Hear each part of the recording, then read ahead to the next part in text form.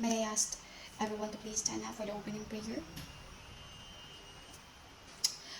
Thank you, and please be seated. And before we start, I would like to ask everyone to please have a one sheet of paper and write your understanding when we talk about injustice. Again, what comes to your mind when we say injustice? Okay. May I ask Miss Roella, what is your answer? Okay. Maybe it could be. Next is Miss Valencia. What comes to your mind when we say or when we talk about injustice? That's right. It could be. Later on, we'll try to check if your answers are correct. Now, do you have any idea what will be our topic for today? What our topic for today? What will be? Okay, it has something to do with injustice. Okay, welcome to English 18. So, before I present the poem, let's have these learning outcomes. First learning outcomes is identify the sequence of the poem. Second, interpret the conveyed message of the poem. And last, construct a reflection from the poem.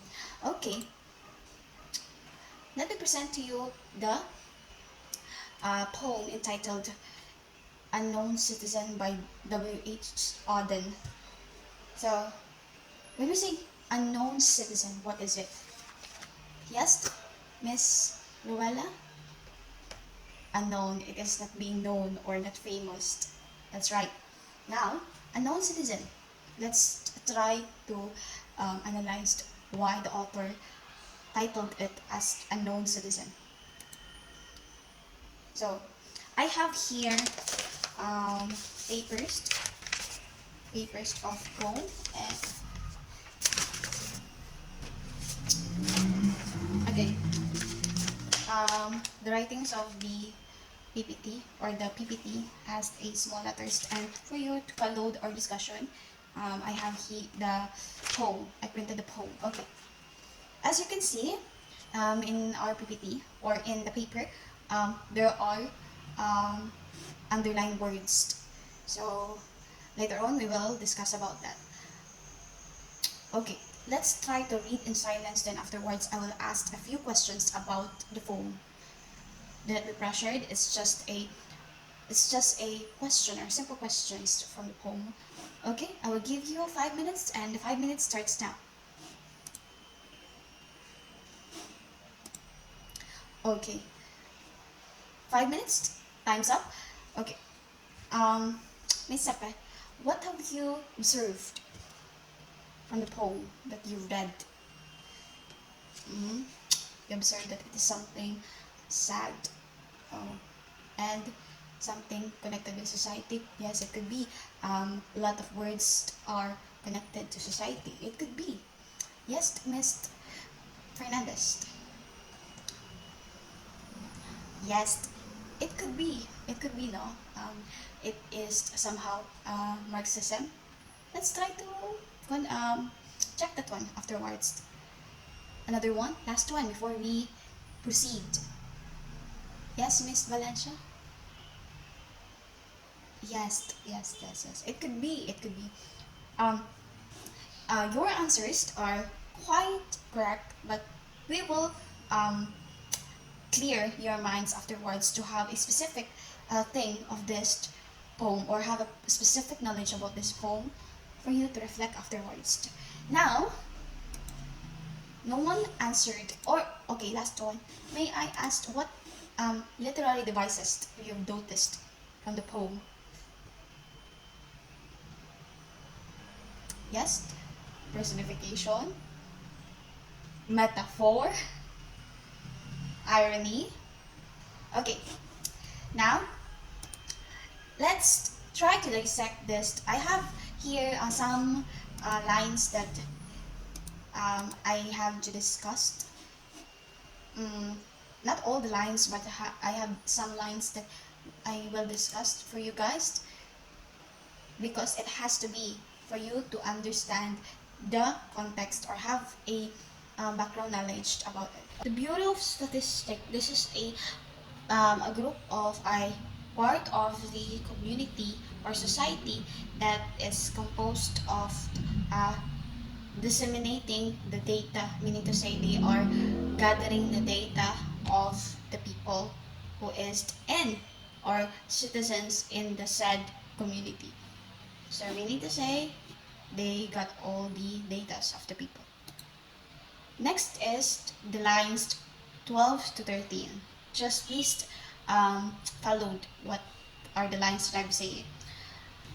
And our and our social psychology workers found that he was popular with his mates and like a drink.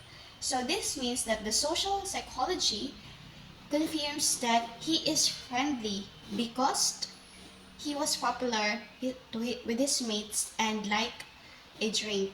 He has a good behavior because his friends like him. So that is being confirmed by the social psychology. Meaning to say this is a psychiatrist that telling that the person is totally okay. Next. Okay.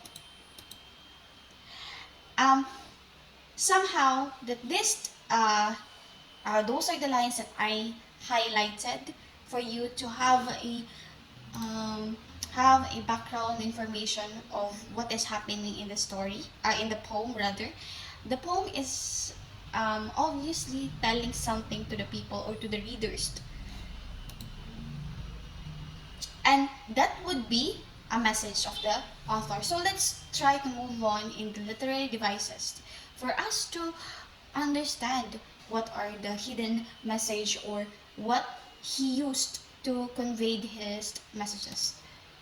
So this is the first literary devices that he used. He often used this, but I just wrote the lines 6 and 7. The line 6 and 7, he worked in a factory and never got fired, but satisfied his employers, Fudge Motors Inc. So the repeated consonants is the F. Factory, fired, satisfied, fudged. So that is repeated consonants. The second, the line that is, you can see in the poem that it has a producers or the consonant P is repeated. But I just list a few here since um, the lines are just connected. Okay, the line 24. When there was peace, he was for peace. When there was war, he went. So the repeated consonants here is the W. The W, when was when was war went. So it is repeated. Okay. The next one is irony. So here's the thing. The whole or the title itself, unknown citizen, is not really just unknown citizen. It is irony, part of irony, since the title unknown citizen is referred a man that doesn't being known to a city, but this is quite opposite to the what the author wants to say, since the man is popular because he has a good behavior, he hired but never get fired, and his way of living is just similar to everyone, but the man the man was died or the man died. This is not because of something that is unusual, or the author wants to say that the man intentionally killed because the man known something government, or he knows everything about the government. So he have kids, as you can see here, as you can see in this line, which are eulogistic says was the right number for a parent of his generation. The eugenistic, this is the people that has a scientist or a doctor that is part of they prioritize, or they focused on um,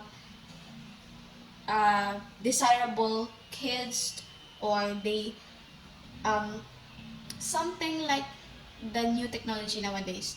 They will inject the baby. If you want a twins, then they will give you a twins. Then if you want a girl, then they will give you a girl. And if you want a boy, that kind of doctors. And but with a union, or let's say a policy that they five children is only allowed for a one family. And yeah, that's what the what that's what eugenistic a eugenist says, or their role in in the society. Okay, now since I've said that the whole poem is irony, because there are many words that is um, ironically, like it is being opposite, it is really opposite to what um, the author wants to say. So aside from that, this is elegy. Elegy. This is a type of elegy. Elegy is a expression of a sorrow of some, because this is a death. This is a elegy delivered by the government for a man who recently died, and there's a theory that they killed the man of this story. No, in this poem. Since the unknown citizen and the fact that the man is only referred to by a number highlight the irony of a government knowing everything about his life without acknowledging his individuality.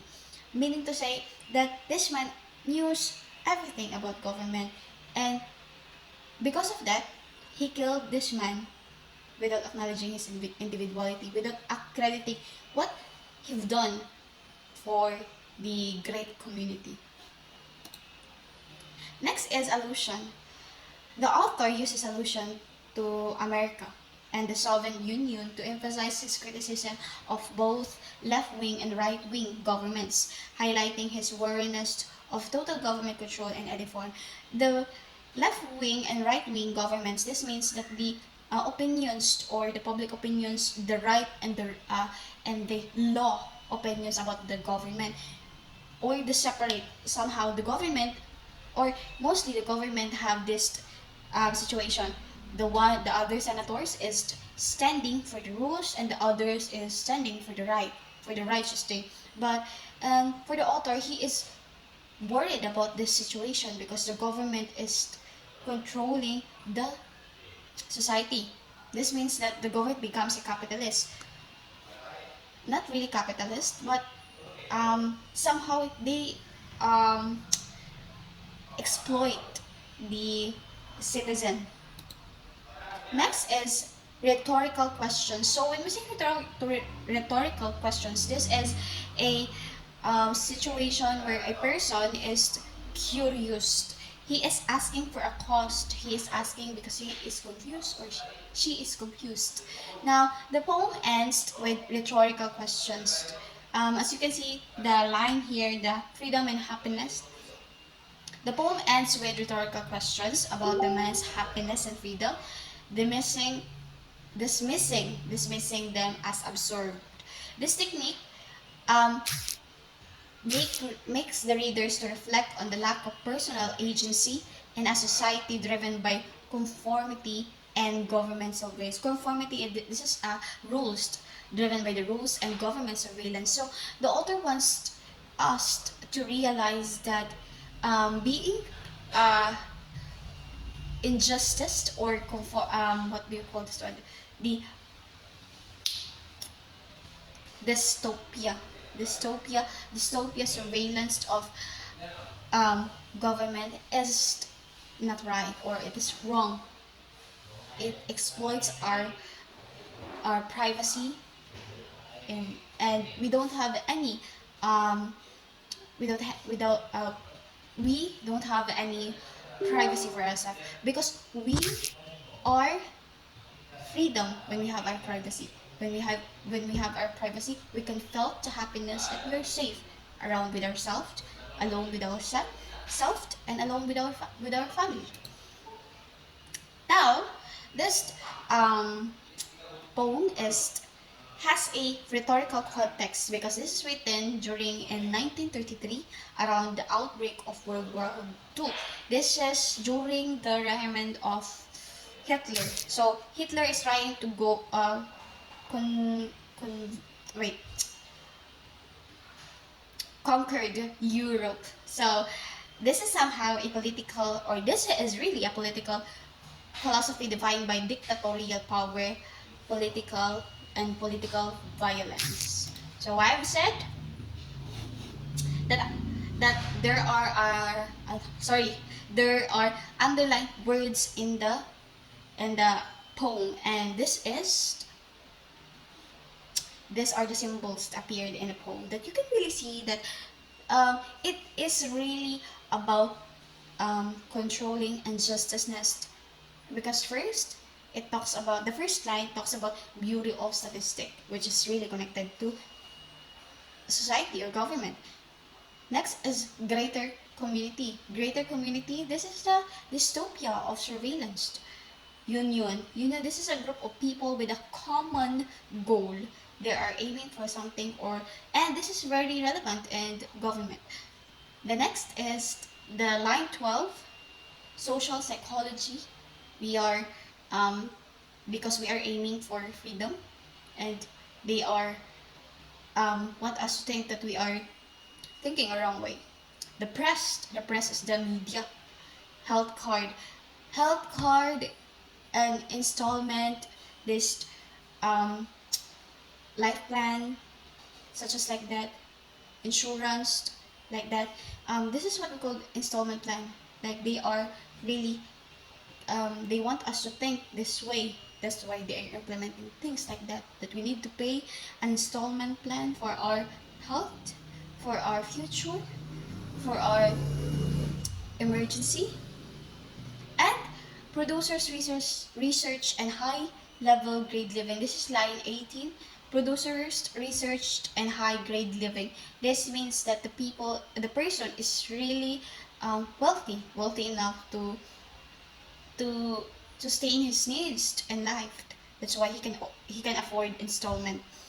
And public opinion, as I've said earlier, this is a public opinion of someone, like existing in the government. The government has a left wing and a right wing, that the opinions of someone is for righteous and the others is for the law.